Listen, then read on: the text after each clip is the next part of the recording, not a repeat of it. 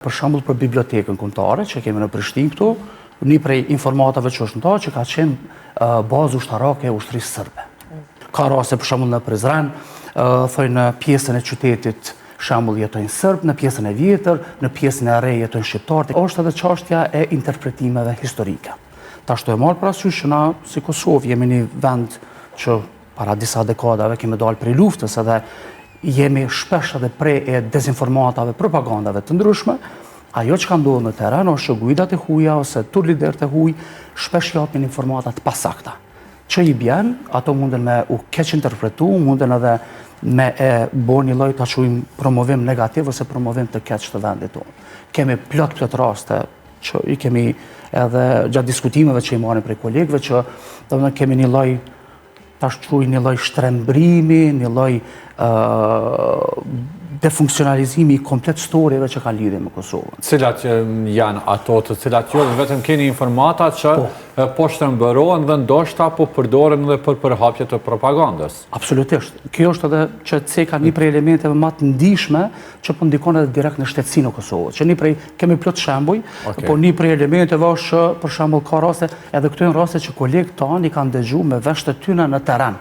Thjesht na jemi ofruar edhe i kemi pyet, a keni leje, thjesht i kanë ikë përgjigje sepse e dinë që janë ilegal. Një element është që për shembull një narrativ që shpesh shtyhet thuhet që Kosova është ende shtet është kontest. Domethënë mes Kosovës dhe Serbisë, ose për shembull ka raste që thonë Kosova i ka 70% shqiptar, 30% serb. E ku ta diun. Mandej ka raste për shembull në Prizren, thonë në pjesën e qytetit shembull jetojnë sërb, në pjesën e vjetër, në pjesën e re jetojnë shqiptarë, tekse domethënë ka pas raste edhe që guida e huaj po flasin këtë rast, as nuk e ka dhënë informatin e saktë nëse Prizreni është në Kosovë apo në Maqedoni.